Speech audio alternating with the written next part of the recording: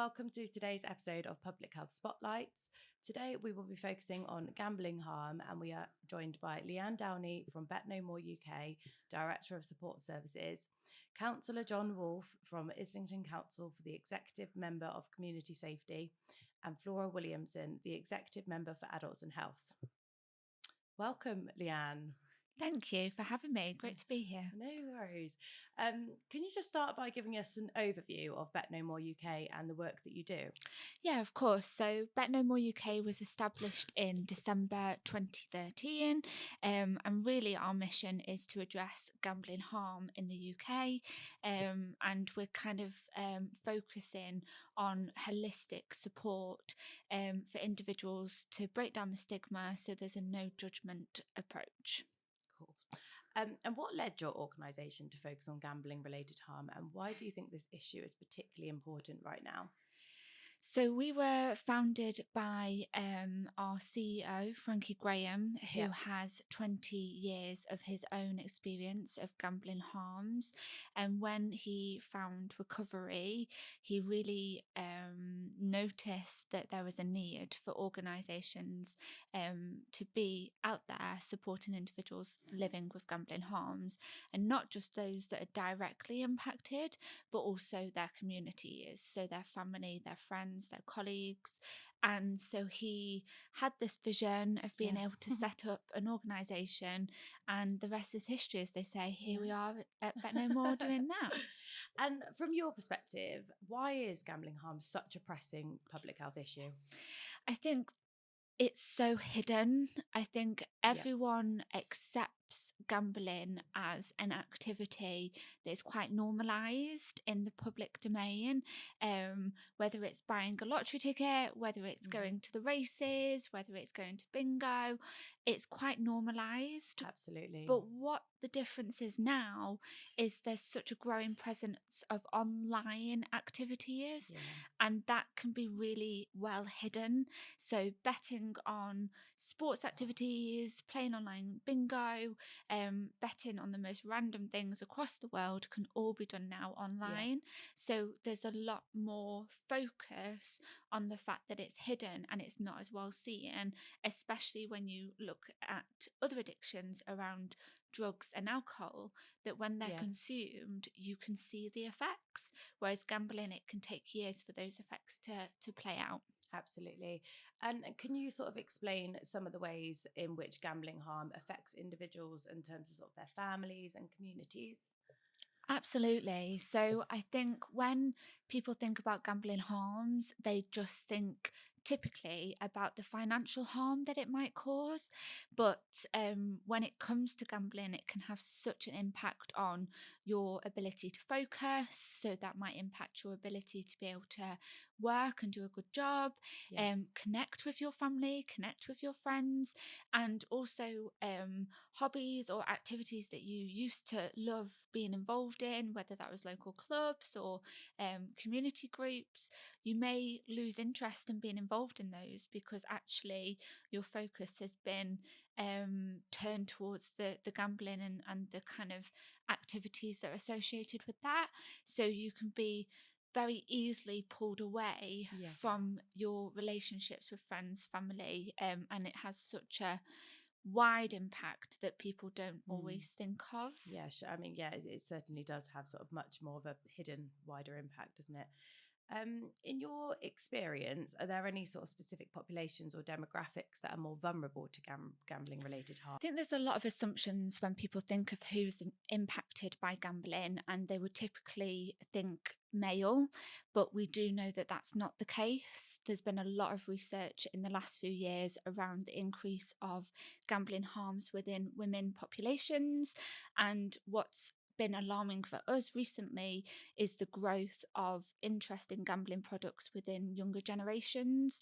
So people who are much younger than 18 being exposed to gambling products. So again, I think when we think about community years, it's really vast in who might be being experiencing gambling harms. And we also have to take into consideration people's backgrounds, cultures and religions. And there is a lot of gambling harms that are hidden.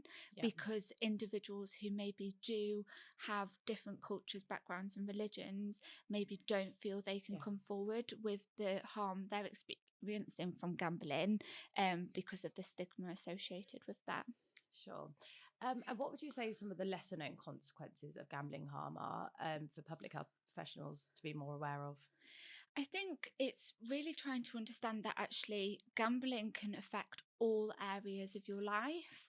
And so there may be an impact on your mental health, and there may be an impact on you being able to fund your addiction, which might lead you down the road to crime. And so when you start to unpick all the different layers of what can be caused by gambling harms, you start to realize that it isn't just someone losing their money. Yeah. They could be losing a lot more, and that could be impacting them, their family, their friends, their colleagues, their work, which has such an impact on their community and the economy as well. Sure.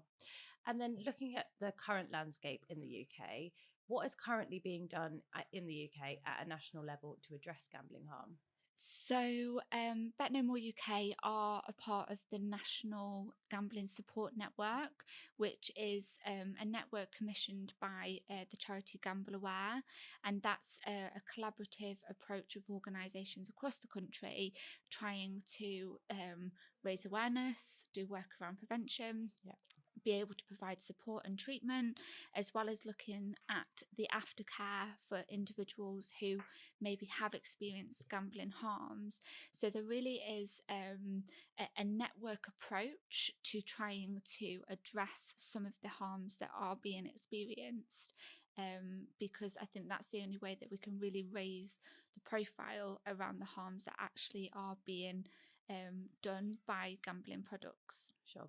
And have there been any recent developments in regulations or policies aimed at reducing this type of harm? There's a lot of regulations and work being done, and focus on the work that's being done around that area. We had a recent release of the white paper, which was prior to the recent elections. And so since the elections, there had been delays in how we could move forward with some of those recommendations. But we're now in a position, now that we have got a new government and the focus is being brought back on trying to build an action plan around that. We always say that the 2005 Gambling Act is an analogue paper in a digital era, and since 2005 we can all say that the digital and access to technology has changed even more so. And so when some of the recommendations have been made in the white paper that was recently released, there is some real area of work that still needs to be focused on. Sure. And then how would you say the UK sort of compares in terms of its approach to sort of internationally? I mean, is there anything that we can learn from other countries that are potentially doing it any better?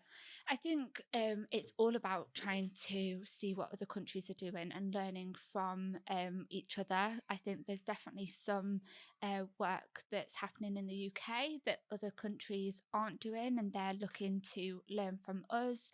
And then there's definitely research that is happening in countries like Australia that, again, we can be learning from. So I think it's really trying to look at the landscape globally of how we can approach some of these harms, especially in a world where technology changes daily. So we definitely need to be looking at as a global approach and learning from each other. Cool. Thank you, Leanne. Would you be able to sort of explain how local authorities fit into the broader picture of tackling gambling-related harm? Well, I mean, certainly from my perspective, in the realm of regulatory services, we confront gambling related issues through licensing and also through planning. So if a betting shop or a casino wants to set up in our local authority, we have robust gambling policies in place to scrutinise that application. So through my framework of the regulatory services, that's how we approach it. And then, of course, and then from the sort of public health angle, it's around offering support to people who may find that they are. I was about to say victim, that's not the right word, at risk of gambling harm. So if they feel that they need help or support with their gambling, then there is what the support network is there from the council. Nice. And do you feel there's any particular challenges local authorities face in gambling harm, and how can they overcome them?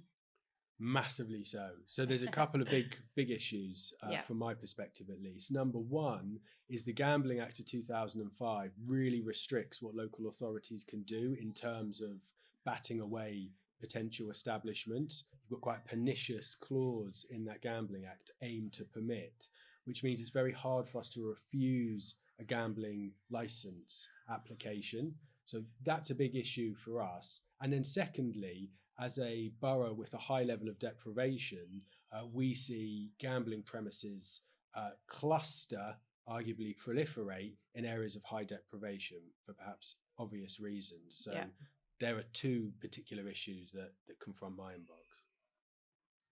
Yeah, I mean, I would just reiterate that. Obviously, I'm coming from more of the public health angle, and there is fundamentally a problem that Gambling Act is very much, as Leanne and Betknowmore have said, is very much it doesn't take into account the digital age.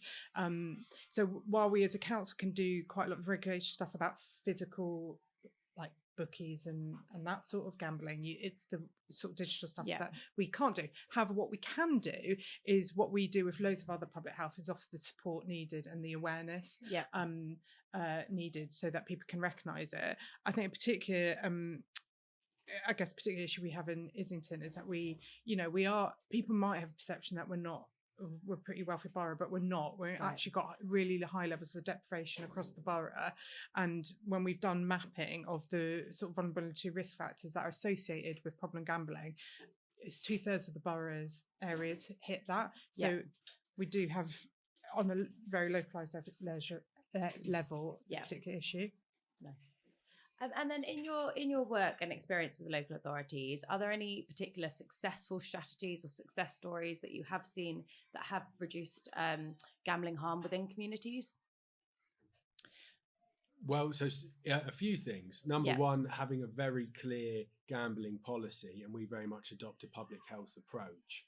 So that has been useful in terms of our ability to rebut gambling applications. Number two is working closely with organisations such as Betknowmore, and to think both strategically and operationally about how you can ensure an effective partnership.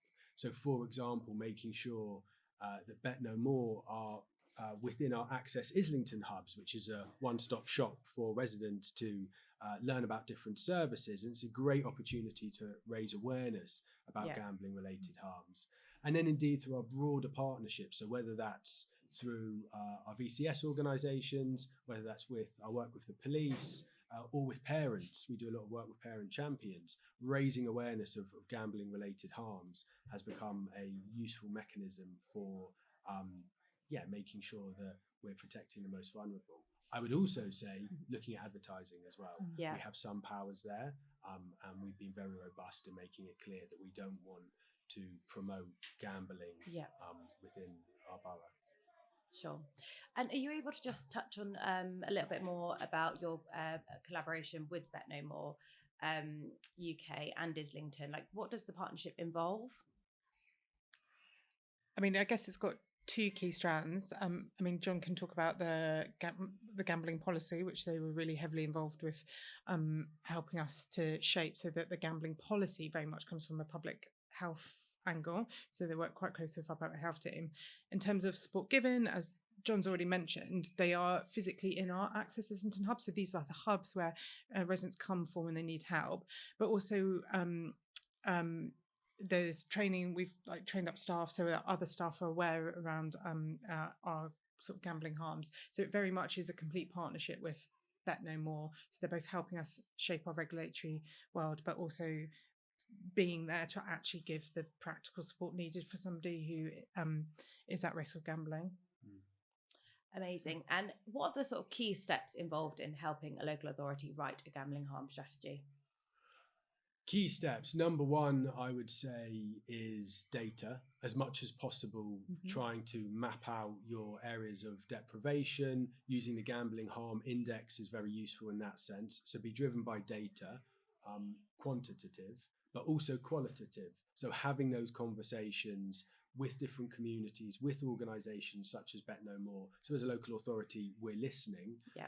And then I would suggest adopting a public health approach which recognises that anyone can become vulnerable to gambling related harms. And indeed that harm doesn't just impact one person, it can permeate into families, relationships and communities. And then being clear about your legal obligations. We do operate within a very stringent legal framework. And I think from there, once you've got the data, once you've had the conversations, once you know your framework, then being very clear on your priorities and developing it out that way. So, again, partnership is really important. How can local authorities better engage with their communities to raise awareness about gambling harm? I think there's a couple of things you can do. So I think ideally you want to have a council that's really is already working with their communities and co-producing across the board. I don't think you want to just do it as a standalone, and really understand your communities and when they're coming from.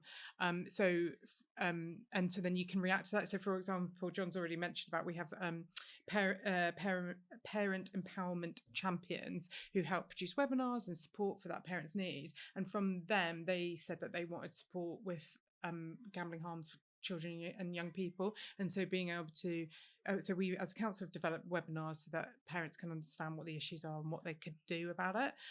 So I think it's really being quite culture embedded within your community, and that just being a natural way that you work.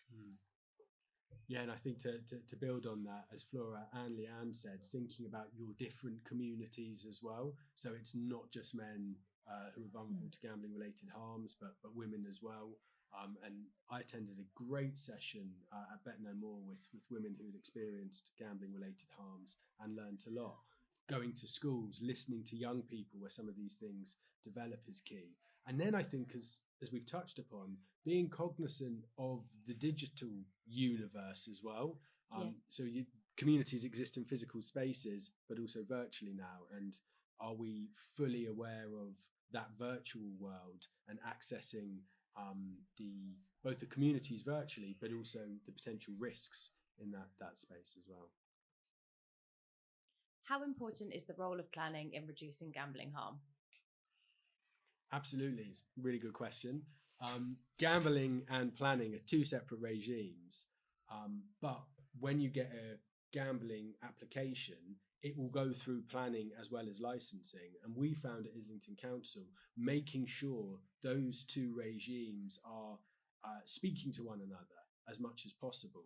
So from the licensing perspective, we've been working very closely with our planning colleagues to, number one, change the scheme of delegation. So if a planning application goes, if a gambling application goes to planning, it should automatically go to planning committee. That we have kind of what we call sort of planning licensing forums that meet once a month to work together on understanding a particular gambling application. Now, like I say, different regimes, different legal frameworks, we always keep an open mind, but it's good if you have the space in which you're sharing data, understanding the local concerns, and those two regimes are talking to each other. How can local authorities better engage their communities to raise awareness about gambling harm? I think it's just about having the conversations. I think we've already highlighted how important it is for local authorities to be engaging with their communities around the topic of gambling harms. But I think it's about being equipped with the questions and conversations to have. It's really easy for have a conversation with someone to say, are you experiencing gambling harm? And they'll say no, because actually if they're winning that day, they're not experiencing harm because it's all going well for them. So we have to be able to break down these conversations to make sure that we're asking the right questions at the right time, so the local authorities and the organisations that can support them are reaching the community is at the right time. Sure. And have you got a perspective on what some of the most effective ways are to educate the public and public health professionals about the risks of gambling and how they can identify when gambling related harm is taking place? Betknowmore UK is built on lived experience, from the board all the way down through the teams. And so when we come to do education and training to public health officials, community leaders, all vast ranges of different sectors and communities and professionals within them, we do really like to bring the story alive, because I think that's where people can really learn from the messaging that we're trying to deliver. So for us, we really do look at a collaboration between theory, facts, research. We've got a team within Betknowmore that look at research and kind of the growing trends that are impacting the sector, and then taking individuals who want to share their lived experience to also help bring that message to life. And we get a lot of positive feedback from those who hear those stories about what a difference that makes. Sure. And I think it is so essential for anything addiction related to have the voices of those with lived experience central to the strategies developed. Is there a way that or local authorities could be doing more of that to have that voice central to their strategies? Absolutely. And I think it is about local authorities being open to involving organisations who are experts on specific areas, and so that we can help to ensure that voice is being heard when there's conversations around planning, when there's conversations around strategy, when there's conversation about the needs of the borough. Those lived experience voices are still having the opportunity to be heard. And I think local authority officials can really have that as a priority when they're thinking about the development and creating of these things. Sure. And then looking at the support services, what type of support services would you say are most needed to help individuals affected directly, and how are local authorities ensuring that these are accessible? Absolutely. So I think kind of going from our approach to support, we are a holistic support organisation that really focuses on non-judgmental support for individuals. And we aren't trained clinicians. We're not a therapeutic service provision, but we are, as part of the National Gambling Support Network, well connected with a vast range of services that have different strengths and skill sets. So by working with Betknowmore and the work that we're doing within Islington Council, we aren't just opening the door for individuals to feel comfortable to approach us and receive education and awareness around harms and those initial kind of brief interventions, signposting into our services. We can also signpost to other services that might be beneficial to those individuals who are experiencing harms. And I think by councils working with organisations that are doing work like that, it will build trust within the community when they are seeing the positive impacts of what that work is doing. Nice. And could you share any examples of early intervention or prevention programmes that have been successful so far? So Betknowmore UK have been working with Islington Council now for a number of years on different projects, but one of our key areas of focus has been having our presence as a support team in their Access Islington hub. And we started to work with the hub in August, and so for the first 2 full months that we've been there, we've delivered 185 brief interventions to individuals that are experiencing harms, have got questions around gambling, whether it's themselves or as an affected other. And so from that, we've also had people go through our support. So it shows the benefit of being on the ground in communities to really drive the awareness and support and prevention work forward. Absolutely. And that's amazing. Looking forward then to the future, what would a successful gambling harm strategy look like to you, both locally and at national level? Collaboration is going to be key. There isn't going to be able to be one organisation that can do it all. And I think it's really about learning about how different communities locally and nationally might need different requirements when it comes to their awareness around gambling harms, but also their support and potential treatment. So I really do feel like, as Councillor Wolf mentioned, data is important. We have some rough ideas around data currently, but because of the development of digital services, so much of this is happening behind closed doors, and we're not getting a true feel for what the impact is in our communities, because sometimes these harms can take years to show themselves. Yeah. So I think the collection and use of data is going to be vital, and that has to come as a national public health approach, so we really can paint that picture of what we're trying to deal with as a country. But collaboration and just making sure that we continue to learn from each other. What future trends or challenges do you see emerging in relation to gambling harm, and how can the public health professionals be more proactive in addressing them? Yeah, so I think, as we've already mentioned, the digital technology around gambling products is changing daily. And I think with the development of VR, AI, there is going to be continued changes in how gambling is carried out within different communities. And so that we really need to be ahead of the game when it comes to